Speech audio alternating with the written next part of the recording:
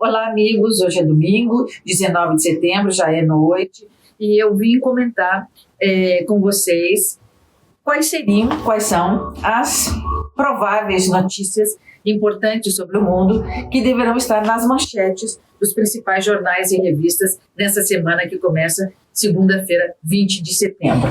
Bom, mas antes de partir para o futuro, comentando as notícias que provavelmente nós vamos ler sobre o mundo na próxima semana, eu gostaria de voltar a algumas notícias da semana passada que eu gostaria que ficassem na nossa agenda de pensamentos. São notícias relevantes.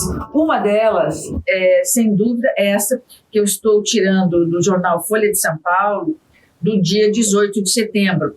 É uma chamada atenção das eleições previstas para o próximo domingo, dia 26, na Alemanha. Eleições que vão eleger quem vai ficar no lugar de Angela Merkel. E essa reportagem da Folha de São Paulo nos diz que a cada de 10 votantes, de 10 pessoas da Alemanha que vão votar, 4 ainda não têm um favorito, ainda não sabem quem deverá ficar no lugar de Angela Merkel. Então, essa matéria traz os vários candidatos, né, dos vários partidos, mas ainda todos eles com grande chance, na medida em que está tão difícil, né? Quase a metade dos eleitores ainda não sabem em quem votar. Então, eu destaco essa notícia que é da semana passada, mas que está voltada para o futuro, que nos fala das eleições na Alemanha e das dificuldades que os alemães estão encontrando para encontrar um substituto de Angela Merkel,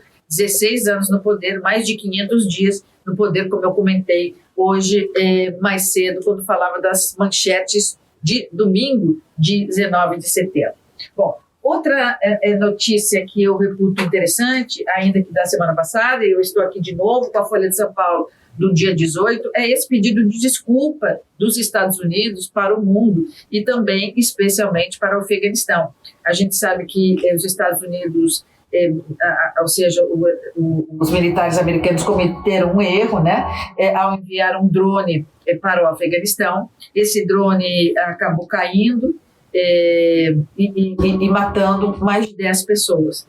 10 civis, né? Estava dirigido para um outro local e acabou caindo, matando praticamente toda uma família, com crianças e vizinhos também dessa família. Então, houve aí uma tragédia, né? Mais de 10 pessoas, 10 civis inocentes mortos por um erro. Bom, os Estados Unidos, então, vêm a pedir desculpas ao mundo e ao Afeganistão, reconhecer seu erro e dizer que é lastimável, né? Mas arcará com indenizações e fará todo o possível para diminuir a dor dessas pessoas. Os Estados Unidos cometeram muitos equívocos com a saída das tropas do Afeganistão e não pediram desculpas. Precisou esperar esse acontecimento, esse desastre, para que viesse a público pedir desculpa. Bom, melhor tê-lo feito do que ter silenciado diante de tamanho erro, né, que levou pessoas inocentes embora, que nada tinham a ver com o curso que aquele drone deveria ter até chegar no seu destino, que não era aquele. Bom, então, no plano das relações internacionais, me parece interessante observar quando um país maduro sabe recuar, sabe se desculpar e vem e diz, olha, nós vamos fazer o que for preciso para diminuir a dor dessas pessoas. Bom, foi bom ter feito isso. Bom, outra notícia bastante interessante, que eu acho que também é da semana passada, que tem repercussões também para o futuro, por isso eu destaco, é a que está no Estadão, no estado de São Paulo, na sexta-feira, dia 17. É essa casquinha que a China procurou tirar do episódio do mal-estar que está hoje na comunidade internacional entre França, de um lado, Estados Unidos, Reino Unido e Austrália, de outro. Então nós sabemos que aí há um mal-estar entre a França, de um lado, e esses 3 países, de outro, na medida em que houve aí a assinatura de um acordo militar estratégico entre Estados Unidos, Reino Unido e Austrália, e por conta desse acordo militar estratégico entre esses 3 países, a Austrália, então, teria desistido de adquirir submarinos altamente tecnológicos, nucleares, da França. a Austrália já havia celebrado um acordo militar internacional com Macron, por meio do qual adquiriria esses 12 submarinos, e tendo em vista esse acordo firmado com os Estados Unidos e Reino Unido na semana passada, a Austrália teria telefonado para a França e teria dito, olha, je suis désolé, né?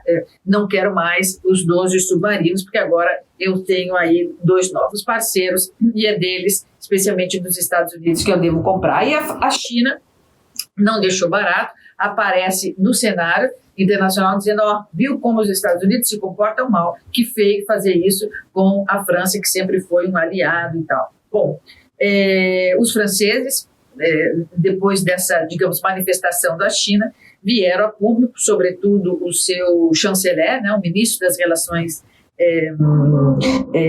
Exteriores da França, que chama-se Jean-Yves Le Drian. O Le Drian é um político do maior prestígio na França e também internacional.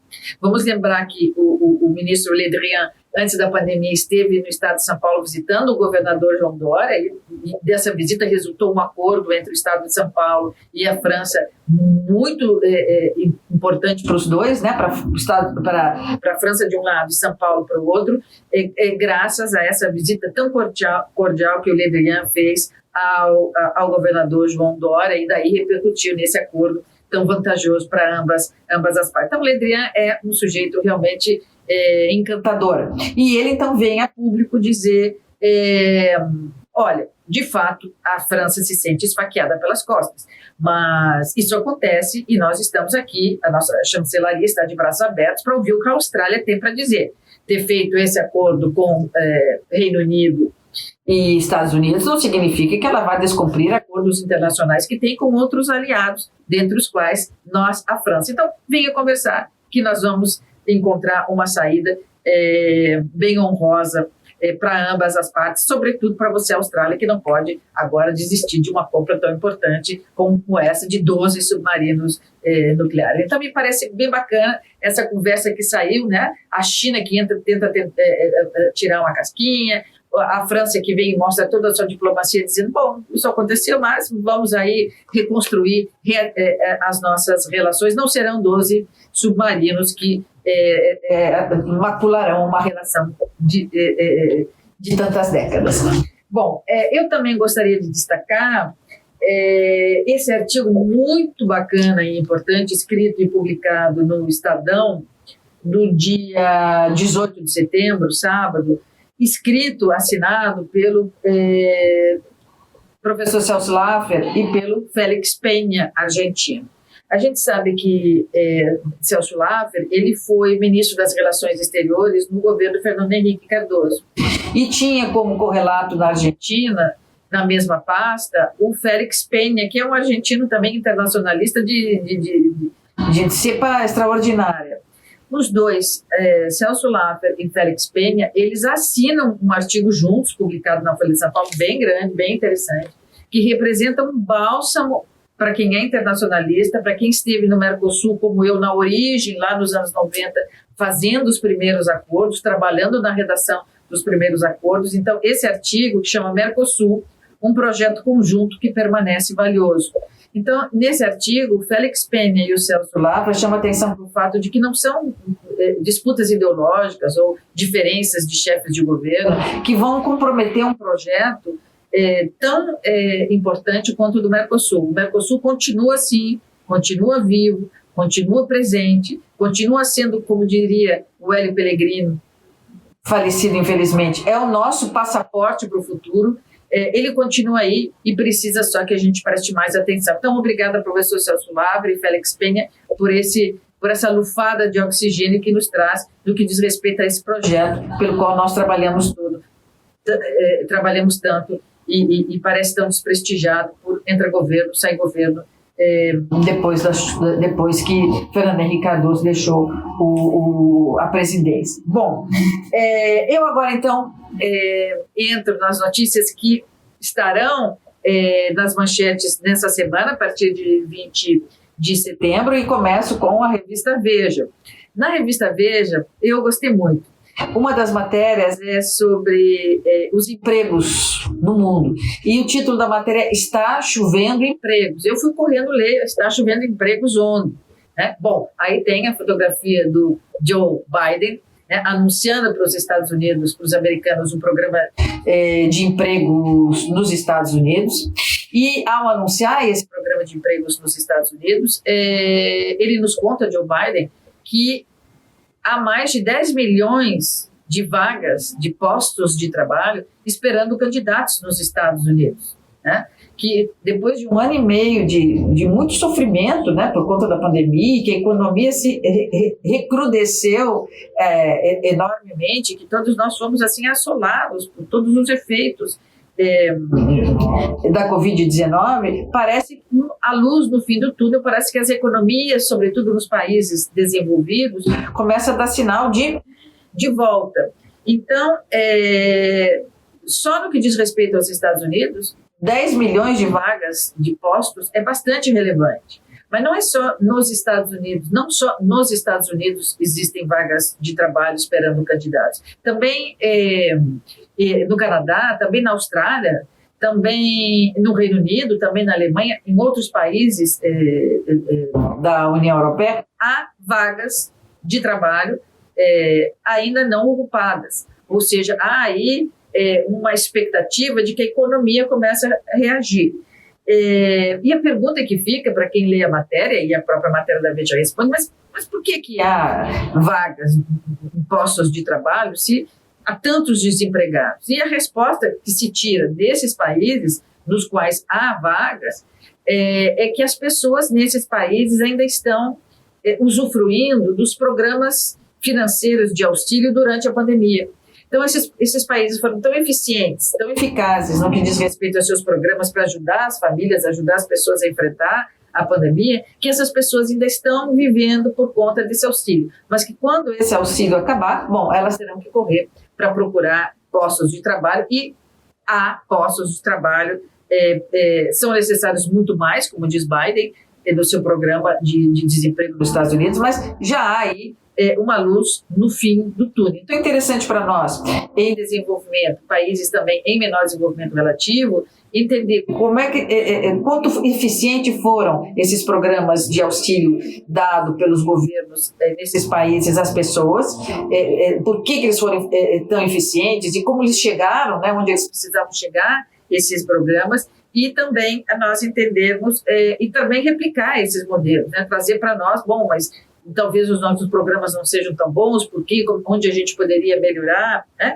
E também entender com eles como eles conseguiram, como eles estão conseguindo abrir vagas de trabalho, também é algo que nós precisamos correr atrás. Bom, também a Veja traz uma matéria que eu achei muito simpática e muito interessante sobre a perspectiva das relações internacionais, que é o papel do pequeno Catar. Catar é um país pequeno, de fato, como diz a matéria, está lá no Oriente Médio, naquela região que eu chamo de grande responsabilidade, um país que a gente quase não presta atenção, mas é um país muito importante, nesse momento fundamental, porque ele tem sido o mediador entre Estados Unidos e o Afeganistão, ou seja, os Estados Unidos e o Talibã, que assumiu o Afeganistão. Então, é tão difícil o diálogo entre esses dois países, mas o Catar consegue fazer a mediação e consegue fazer com que haja algum entendimento para poder tirar as pessoas, né? Para poder manter pessoas que foram aí aliadas aos Estados Unidos. Enfim, ele consegue fazer com que esses dois países conversem. E, ademais de ser um ótimo mediador, o Catar também tem recebido as pessoas que estão fugindo do Afeganistão, aquelas que a gente viu correndo nas pistas dos aeroportos, entrando nos aviões, tentando se agarrando aos trens de pouso. Essas pessoas estão conseguindo sair do Afeganistão e ser recebidas no Catar, que não é muito longe para elas, mas elas conseguem, há muitos voos dirigidos ao Catar levando essas pessoas. Então, obrigada, Catar, por conseguir fazer com que dois bicudos se falem e conseguir também receber essas pessoas que desesperadamente querem deixar o Afeganistão. Bom, da revista Veja, eu vou à Carta Capital. A Carta Capital, ela traz uma matéria que eu acho bem curiosa, assim, cujo título é Estados Unidos o general louco. Eu logo fui ler para ver quem era esse general louco. Na verdade, a Carta Capital faz uma matéria em cima de um livro que acabou de sair nos Estados Unidos, que acabou de ser publicado por dois jornalistas muito bacanas, que são do The Washington Post, o Bob Woodward e o Robert Costa. O Bob Woodward é bastante conhecido, é muito conhecido, porque foi o Bob Woodward que desvendou, ou seja, que trabalhou naquilo que ficou conhecido como Watergate, que derrubou o Richard Nixon da Casa Branca, né? Então, os mais novos talvez não lembram, mas foi o trabalho de Bob Woodward e então um outro jornalista, colega seu do Washington Post, que descobriram todas as tramóias que o partido do Richard Nixon estava fazendo para ouvir o que o candidato do partido oposto, o outro candidato, o que eles estavam conversando e o que eles estavam tramando, o que eles estavam fazendo. Então, esse escândalo do Watergate derrubou o presidente Nixon. E o Bob Woodward depois escreveu um livro que foi um best-seller, Todos os Homens do Presidente, todos os homens, né, do presidente Richard Nixon, contando mais os bastidores do escândalo Watergate. Então, o Bob Woodward, já agora um jornalista maduro, ele escreve com um colega seu também do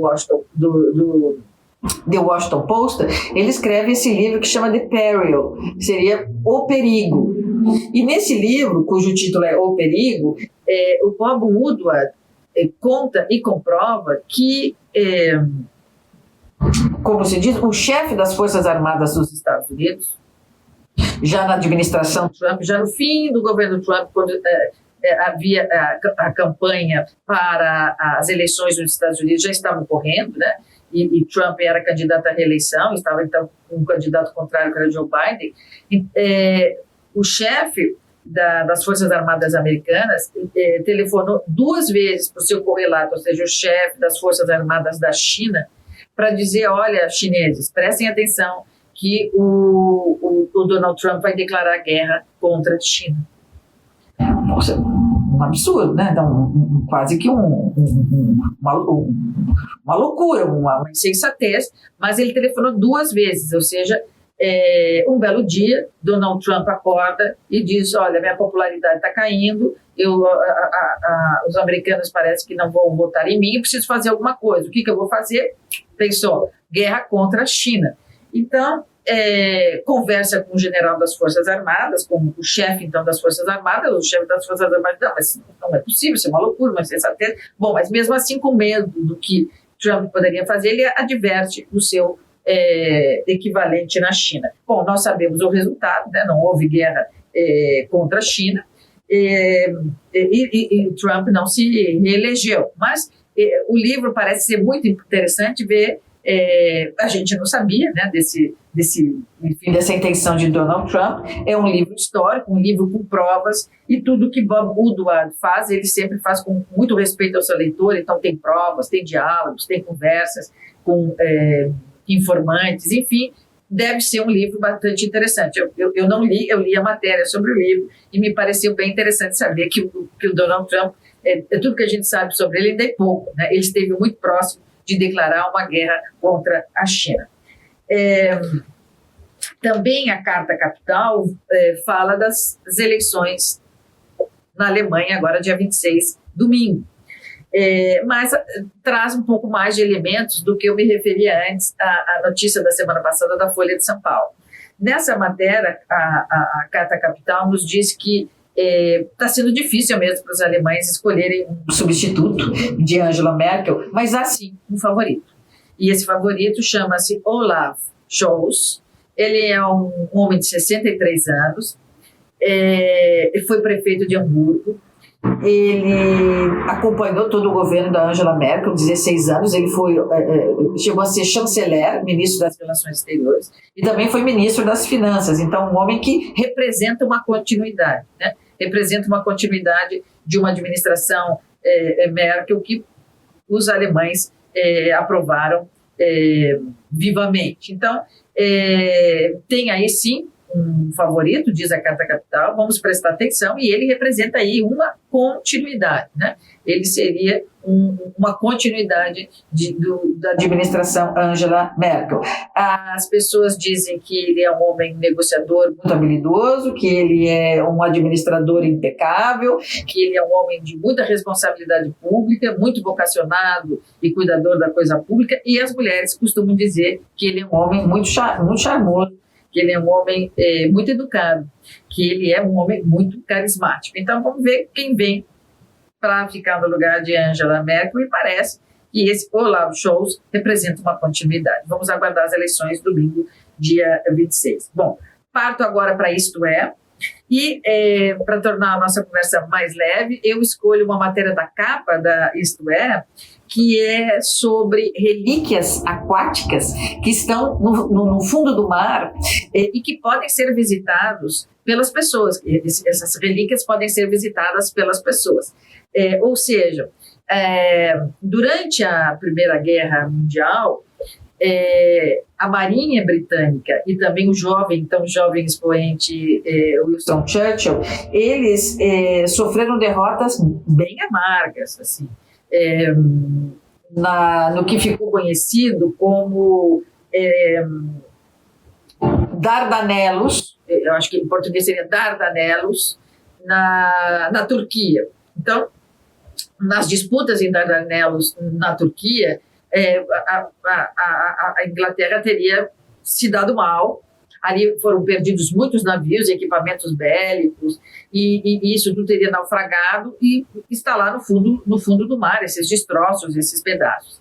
Então, a Marinha Britânica conseguiu localizar já há bastante tempo onde estão esses destroços, e ao invés de trazê-los para a superfície, fazer um parque no qual as pessoas possam lá ver os destroços e entender um pouco mais da história das guerras ainda na primeira parte do século XX, resolveu deixar esses destroços, essas relíquias lá embaixo, e fazer lá embaixo um parque aquático. Ou seja, as pessoas vão até lá para conhecer um pouco mais da história e ver os destroços, né? Que aí muitos pedaços foram recompostos ali, mas ainda são destroços e eles estão lá do lugar onde eles originariamente naufragaram. Então me pareceu uma notícia muito interessante sobre a perspectiva de que tecnologia eles tiveram que desenvolver para chegar lá, manter esse patrimônio protegido, né? E permitir que as pessoas desçam e, por meio das viagens que vão fazer até lá, né, dos mergulhos, tenham acesso a todas essas informações, esse conhecimento de uma forma tão inusitada, que é por meio do próprio nado, do mergulho, das cápsulas que vão levar as pessoas até lá. Me pareceu uma coisa futurística, né? Não é mais ficção científica, a realidade científica. Me pareceu uma coisa muito bacana.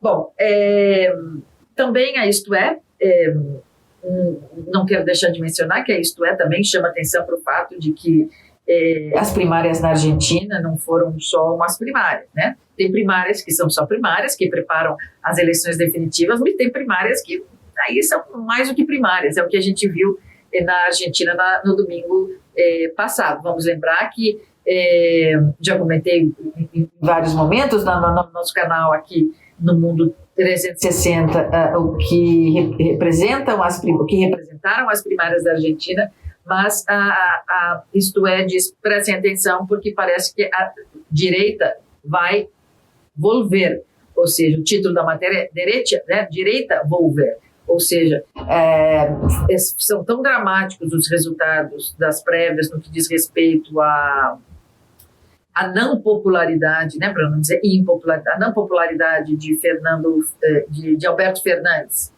e os problemas que ele está enfrentando com a Cristina Kirchner nesse momento, que parece que essa desordem, né, da esquerda é uma ordem, na verdade, que convém à direita. Então, enquanto a esquerda está lá brigando, até diante da sua impopularidade revelada pelas urnas nas prévias, a direita, seja a direita de Maurício Macri, mais central, seja a direita mais radical dos ultraliberais de Javier Milei, parece que eles vem forte para as definitivas agora em 14 de novembro. Então, presta atenção na Argentina. E por último, para terminar com algo assim, para botar para cima, né, nessa semana, é essa revista que eu vim a conhecer recentemente, a Dinheiro Rural, que é uma revista que a gente diria tudo de bom, porque ela mostra um Brasil agro, né, e nós sabemos que se é um setor que está segurando o Brasil, é o agrobusiness, é o agronegócio. E essa revista, então, mostra que nós temos muito mais do que laranjais, parreiras para uva, soja, milho. Bom, nós somos um país riquíssimo, né? O que mais nós produzimos, e o nosso setor agro nos põe lado a lado a qualquer país do primeiro mundo. Então, é muito bacana ver como existe um Brasil pujante, um Brasil que dá certo, um Brasil honroso, né? É esse que vai correndo do lado e a gente não percebe muito, que é o Brasil do agro. Então, eu sugiro essa revista para quem quer conhecer um pouco mais desse lado do Brasil que não faz parte do nosso dia a dia, embora a gente, né, se alimente do que vem do nosso agro, né? O que vem da nossa terra, o que vem do nosso cultivo, o que vem das nossas criações. Deixa eu tirar uma coisa que tem em cima. Bom, então, acredito ter comentado as principais notícias que poderão aparecer essa semana. Volto no próximo fim de semana para comentar o que vem ainda pela frente. Eu vou ficar de olho no mundo. E você fica de olho aqui. Obrigada.